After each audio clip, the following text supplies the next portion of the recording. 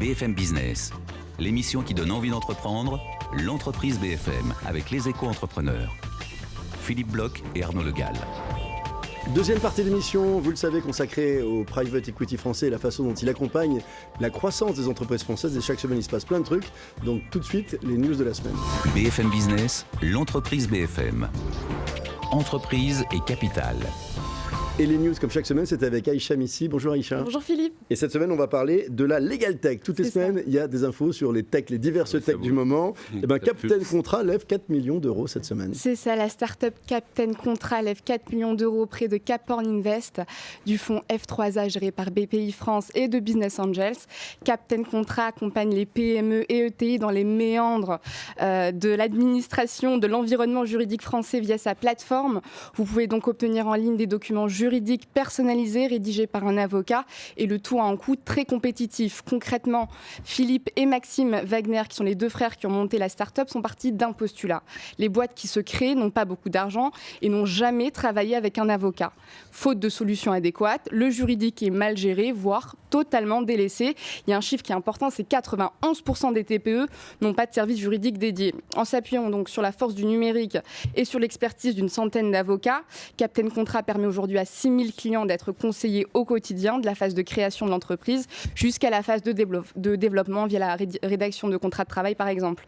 L'ensemble des tâches à faible valeur ajoutée sont automatisées ou dématérialisées. Les coûts deviennent donc très compétitifs par rapport à un cabinet d'avocats lambda. Tout ça paraît extrêmement logique. Alors qu'est-ce qu'ils vont faire de ces 4 millions ? Alors construire un véritable département juridique en ligne en élargissant leur offre notamment, mais surtout s'ouvrir au marché européen avec l'Allemagne et l'Espagne en ligne de mire. Et puis LMP, la start-up qui dit avoir fait gagner la présidentielle d'Emmanuel Macron. C'est grâce à lui, grâce à elle qu'il a gagné. Que vient-il faire dans vos news ? Alors, LMP vient de réaliser une levée de fonds de 4 millions d'euros auprès de la semaine. C'est ça. 4 millions. 4 millions d'euros auprès d'Odyssey Venture et Kima Venture, qui est le fonds de Xavier Niel, et d'un investisseur privé allemand. LMP, donc, c'est cette start-up qui a mis au point un logiciel de campagne politique qui aide les candidats ou les partis à cibler leurs efforts pour séduire les électeurs encore indécis. En gros, la plateforme découpe la France en 60 000 petits carrés. Et pour chacun de ces petits carrés, LMP connaît le résultat de toutes les élections passées et croise avec ça toute une série de données socio-économiques issues des recensements de l'INSEE. Une fois que ces données sont recoupées, la plateforme fait du big data pour essayer d'identifier où les campagnes de porte-à-porte physique des militants doivent se focaliser. LMP propose aussi des campagnes ciblées de SMS et de mailing. C'est une sorte de CRM politique. On s'en souvient, le président Macron a utilisé les services de la start-up pour lancer son mouvement En Marche. Ce tour de table de 4 millions d'euros devrait permettre à la start-up de s'ouvrir à l'international. Et puis la philanthropie avec Hello Asso, cette fois-ci, c'est 6 millions d'euros. C'est ça, Hello Asso qui vient de convaincre le Crédit Mutuel pour un tour de table donc de 6 millions d'euros. Plusieurs fédérations régionales de la banque ont participé à cette levée de fonds. Lancée en 2010, Hello Asso propose de récolter de l'argent en ligne pour les associations à la manière de sites de crowdfunding. La start-up a une particularité, celle de se rémunérer qu'avec des pourboires laissés par les internautes. Et ça marche. Pourquoi pas ? Et ça marche. Depuis sa création, 35 000 associations ont récolté près de 60 millions d'euros via Hello Asso. Sur les 85 000 personnes ayant donné de l'argent, 60% en laissant un pourboire. Cette levée de fonds de 6 millions d'euros devrait surtout permettre à la start-up de renforcer son équipe avec le recrutement en région de plusieurs dizaines de collaborateurs. Merci Aïcha, à la semaine prochaine pour de nouvelles infos. Et tout de suite, le premier couple entrepreneur-investisseur. BFM Business, l'entreprise BFM. Mon investisseur et moi. Et mon investisseur et moi, ils sont très souriants tous les deux. Ils sont en pleine forme. Hervé Simonin, le CEO de Linkfluence, et Philippe Herbert, associé managing partner de Creaxis. Et vous, Arnaud, qui nous les présentez. Alors, notre binôme, bonjour. Il est donc constitué, bonjour à tous les deux, côté entrepreneur, du dirigeant d'une vraie pépite qui fait du social listening, autrement dit, les 200 et quelques collaborateurs de Linkfluence dissèquent les conversations, comme on dit aujourd'hui, dans la tech, le marketing, la communication, pour en particulier essayer de voir des tendances qui ensuite peuvent intéresser notamment des entreprises. Alors les solutions, vous êtes un éditeur de logiciels en fait, cet éditeur intéresse nombre de grands comptes qui cherchent justement à faire la différence en termes de relations clients ou savent tout ce qu'ils ont à perdre aussi par ailleurs sur le front de la e-réputation. C'est là où en fin de compte vous faites en sorte d'apporter des réponses. Alors Linkfluence a des ambitions internationales de plus en plus affichées et donc il peut s'appuyer sur un investisseur qui connaît un peu cet univers puisque j'adore ça, de la tech puisque Creaxis depuis plus de 20 ans, s'est spécialisé sur, j'aurais tendance à dire, tout ce qui est smart. Et notamment maintenant dans la smart industrie, on aura peut-être l'occasion de l'évoquer, avec des montants gérés de 200 millions d'euros et je crois pas moins de 80 sociétés aujourd'hui en portefeuille. Merci Arnaud. Si vous me permettez, Philippe Herbert, on va démarrer avec Hervé Simonin qui nous raconte le début de l'entreprise. Parce qu'en fait, il y a eu 2 étapes quand même. Il y a eu 2006-2012 et après 2012, il y a eu ce pivot qui nous a amené à ce que vient d'écrire Arnaud. Qu'est-ce qui a motivé justement ce changement et comment avait démarré la société au départ? Sur quel business? Alors d'abord, c'est une fantastique histoire. Une histoire d'équipe, une histoire maintenant qui est devenue internationale. La société, c'est une vieille start-up ou une start-up avec de jolies rides, on va dire. On reste start-up après tout ce temps-là? Tout à fait. Ouais. On utilise toujours ce mot. Start-up un jour, start-up toujours. On utilise toujours ce mot parce que c'est dans des valeurs d'énergie, de dynamisme, d'agilité. De rupture.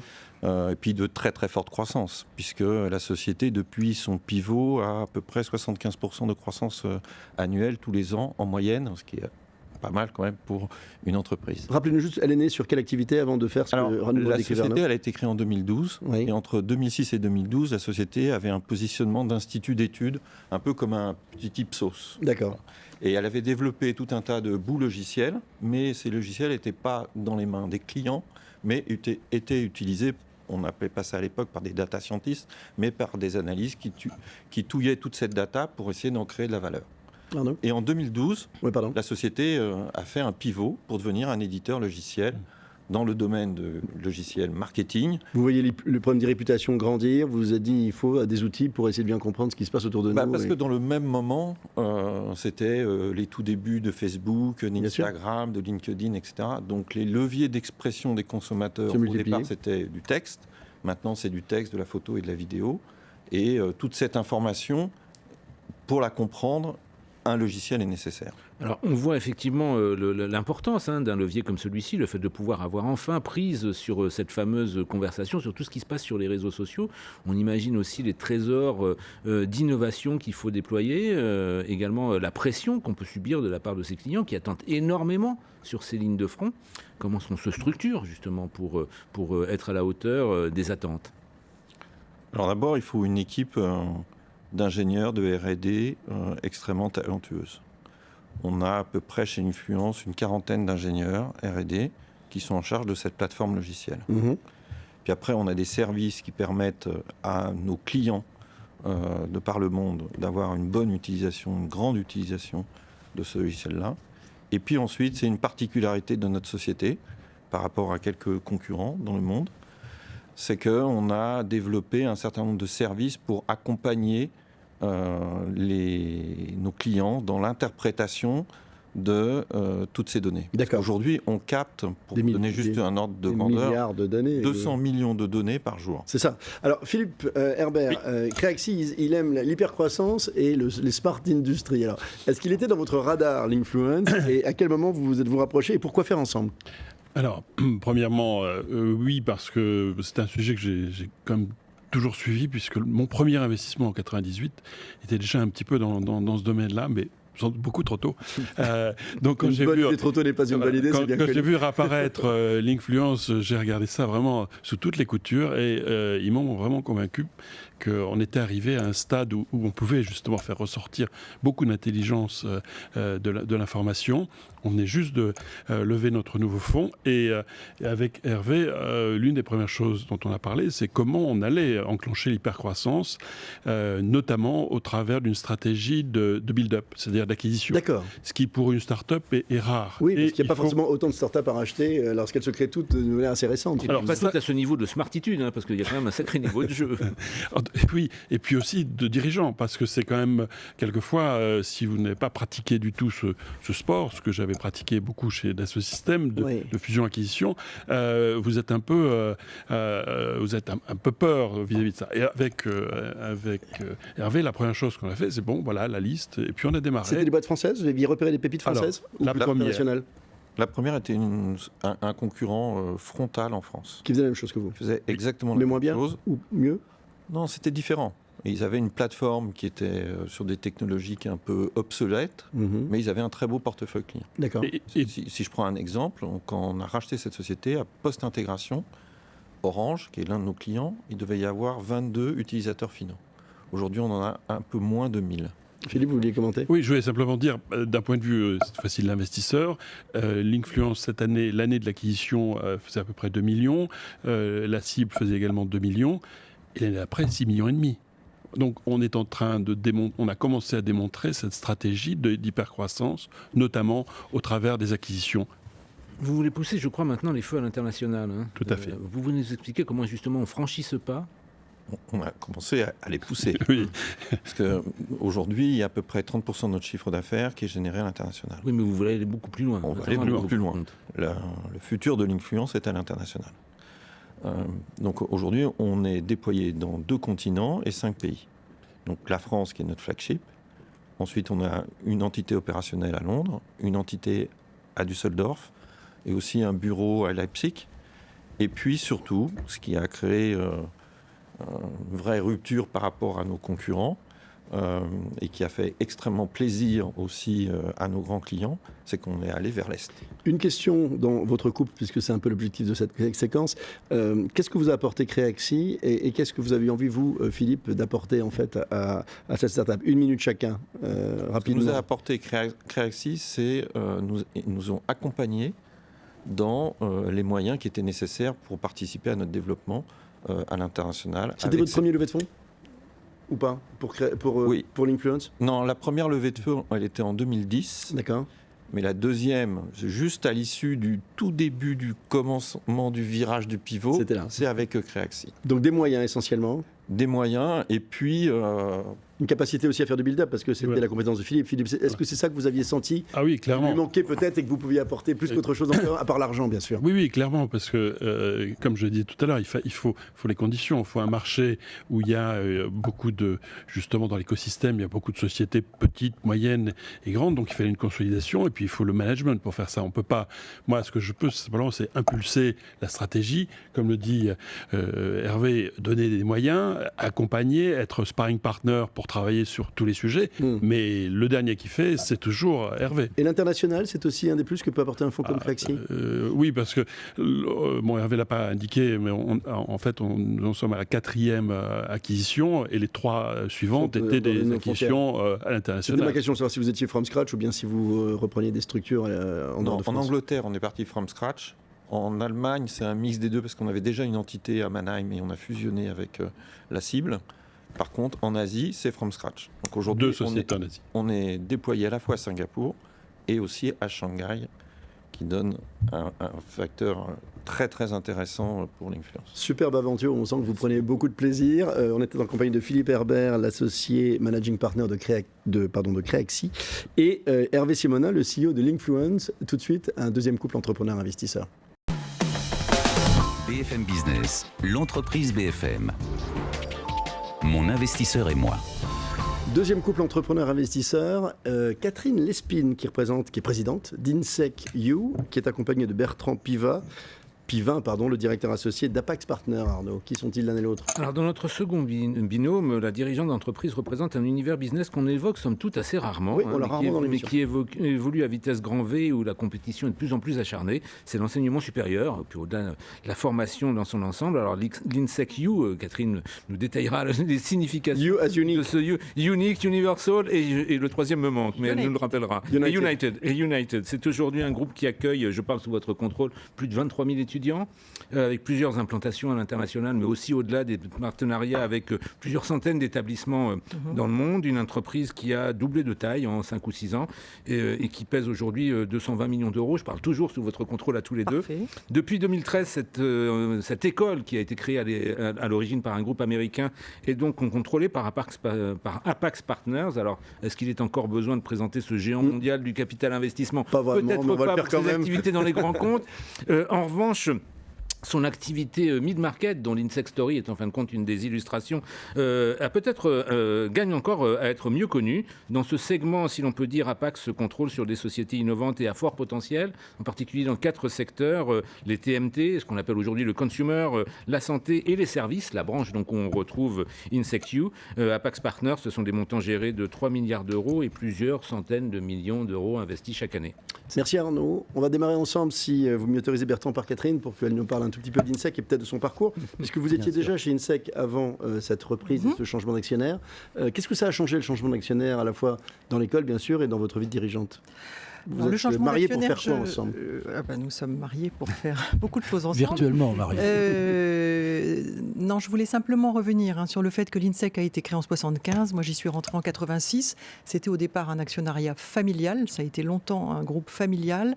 Donc ensuite, un groupe filial d'un groupe américain entre 2003 et 2013. C'est en 2003 du coup que j'ai repris la direction du groupe. Et donc 2013, rencontre les Américains voulant se reconcentrer sur le marché domestique, revendent leur filiale française et donc c'est là que changement d'actionnaire. Donc 3 actionnariats successifs très différents avec donc je ne dirai rien de plus sur le groupe, les chiffres sont bons. C'est un groupe effectivement français, c'est une plateforme éducative avec des écoles de management, d'ingénierie, de communication et un institut d'études politiques, un centre de formation continue avec l'IFG. Pour moi, travailler avec Apax et notamment avec Bertrand, c'est, je dirais, se donner les moyens d'aller encore plus loin, puisque quelle est l'ambition d'INSEQ? L'ambition d'INSEQ, c'est de créer une véritable plateforme éducative interdisciplinaire qui permette aux jeunes, avec évidemment en toile de fond l'employabilité au sens des nouvelles générations, c'est-à-dire une employabilité assez multiforme, c'est de faire tous les investissements nécessaires en termes de transformation digitale, de transformation immobilière, de réflexion pédagogique pour créer des ponts entre les différentes filières, d'international, voilà, tous ces moyens-là qui sont mis à notre disposition. Alors évidemment, ce qui est important aussi quand on a un actionnaire comme Apax Partners, c'est d'avoir en face de soi quelqu'un qui a vécu des tas de cas de transformation. Oui, mais c'est pas simple parce que dans l'école, il n'y en a pas 36 justement. Il n'y a pas beaucoup de oui, mais finalement, on se rend compte en discutant que c'est pas si différent.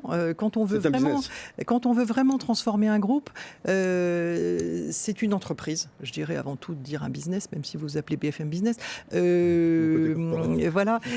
Non, c'est une entreprise d'éducation.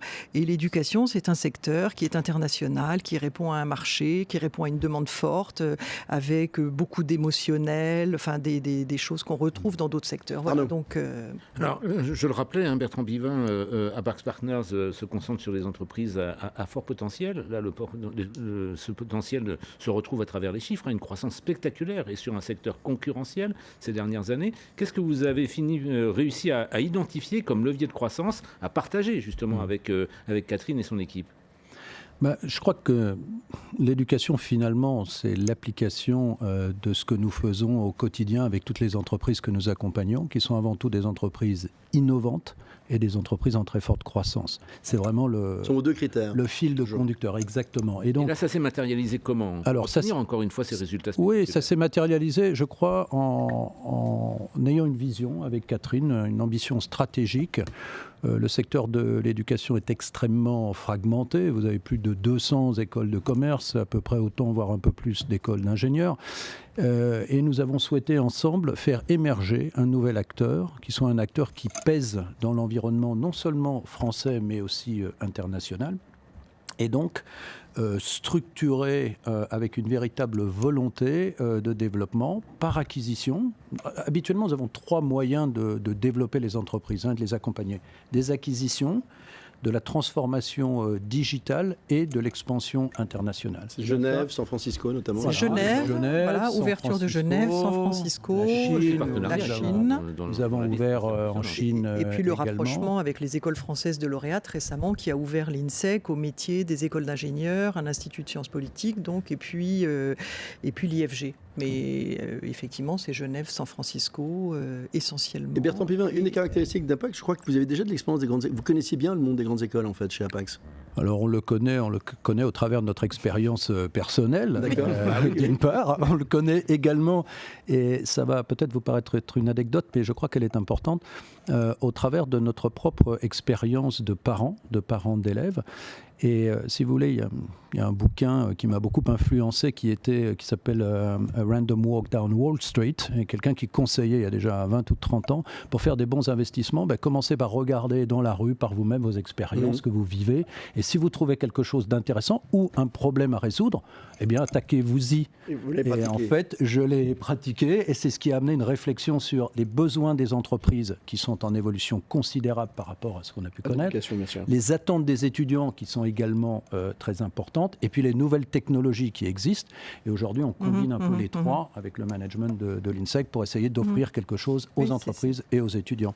Alors, ce plan de croissance ambitieux n'est pas encore une chose si courante dans l'univers de l'enseignement supérieur en France, de la même manière que le fait qu'une école soit portée ou désormais contrôlée par des actionnaires financiers. Il y a une vraie rupture culturelle par rapport à un certain nombre de modèles. J'imagine qu'il a fallu aussi faire œuvre de pédagogie pour faire partager ça à ses équipes. Oui, alors comme je vous l'ai dit, on a traversé 3 actionnariats et je crois que si on s'est bien trouvé et qu'on travaille très bien ensemble, c'est qu'il y a quand même, même dans un secteur éducatif, ce qui peut peut-être étonner, évidemment de l'ambition, notamment pour les jeunes, mais aussi une volonté de se développer, de croître, de se transformer, puisqu'en fait les jeunes à chaque génération sont différents. Ils vous challenge. C'est ce métier, voilà. Donc les jeunes nous challenge.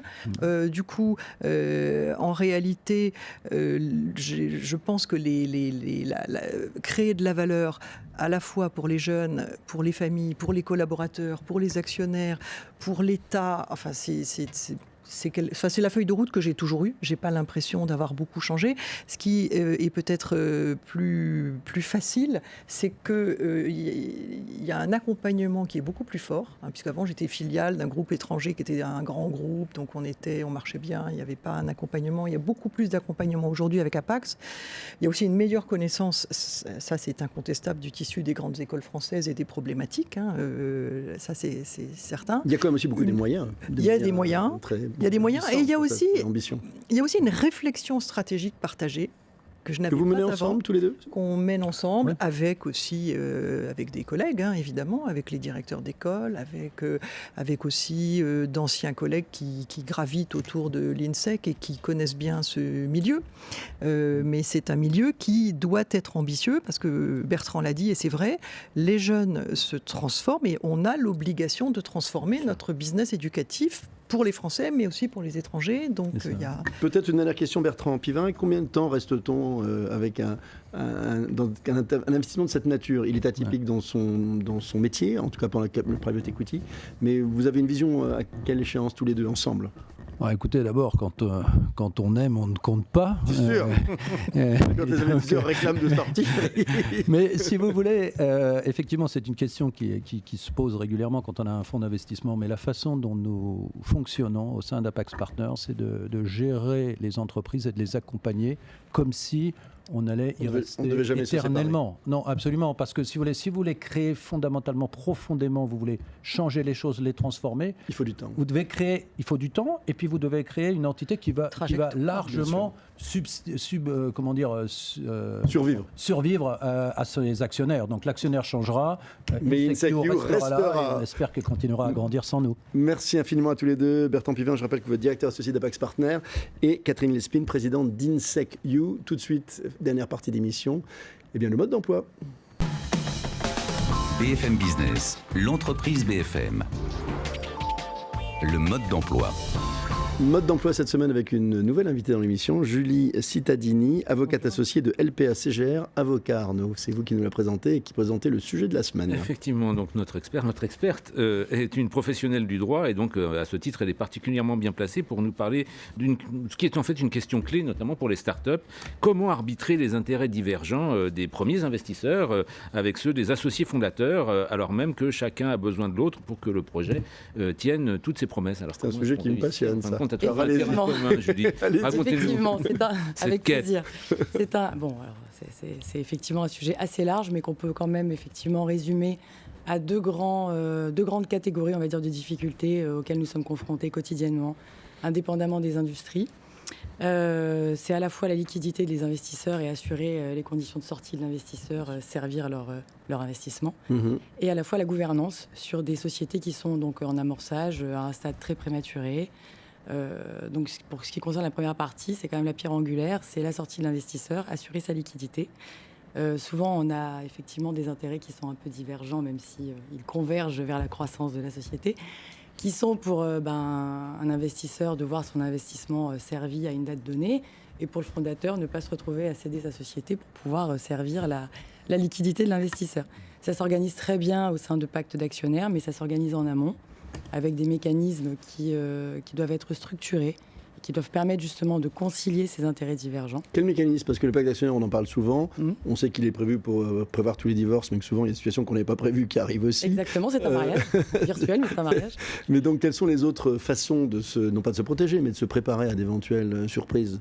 Alors, pour vous répondre sur le pacte d'actionnaires et pour répondre sur cette difficulté que j'évoquais, la sortie de l'investisseur, pour parler un peu simplement, vous avez des mécanismes qui sont des mécanismes de put and call, de rachat ou de sortie. Donc, on va prévoir des promesses, par exemple, dans certains cas, à un moment donné, avec une valeur déterminée ou déterminable d'ailleurs. La sortie, donc, soit des fondateurs, soit des investisseurs, quand on a effectivement un problème de liquidité à assurer.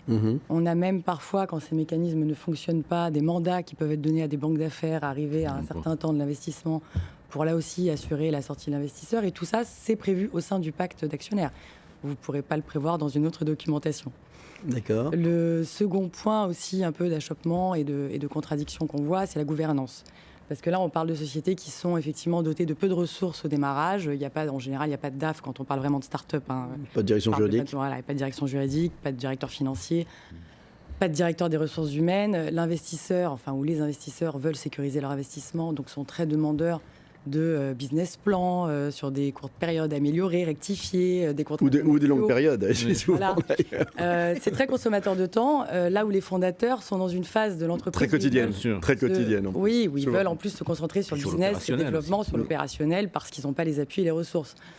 Donc il faut arriver à allier, là encore, et ça se fait aussi au sein du pacte, puisque c'est au sein de cette documentation que vous voyez fleurir les comités de suivi, exécutifs, stratégiques, information, etc. Il faut concilier qu'ils existent parce que les investisseurs ont besoin d'être assurés, ont besoin d'avoir une visibilité, surtout early stage comme ça, du financement qu'ils ont fait, du business, etc. Mais ne pas oublier qu'à ce stade-là, les fondateurs n'ont pas de ressources et doivent se concentrer sur le développement également de la société. Y a-t-il un piège à éviter ou des pièges à éviter ? Ce que vous avez vu de manière un peu classique et qu'on peut peut-être épargner à nos auditeurs et une documentation juridique fiable. Contrairement à ce que vous avez annoncé plus tôt, il y a des cabinets d'avocats qui pratiquent des offres start-up tout à fait concurrentielles. Et effectivement, il ne faut pas s'en passer parce que ça passe par, alors déjà, la négociation et le pouvoir des négociations des intervenants qui sont des intervenants au contrat, mais également l'habileté rédactionnelle, les conseils qui peuvent être des conseils aussi financiers, pas que juridiques, bien sûr, et qui vont effectivement permettre d'avoir un équilibre contractuel qui va permettre d'assurer une sérénité dans les relations à venir. Merci beaucoup, Avec plaisir. Julie Cittadini. Je rappelle que vous êtes avocate associée au cabinet LPA CGR Associés. On se retrouvera sans doute pour d'autres conseils bientôt. C'est la fin de cette émission. Vous restez avec nous sur BFM Business. Vous savez que l'émission est rediffusée plusieurs fois et podcastable quelques instants après la diffusion. Quant à nous, on se retrouve la semaine prochaine pour une nouvelle édition, la dernière de l'année d'ailleurs, en live de l'entreprise BFM. Bon week-end à tous. Ciao. BFM Business, l'entreprise BFM. L'émission qui donne envie d'entreprendre.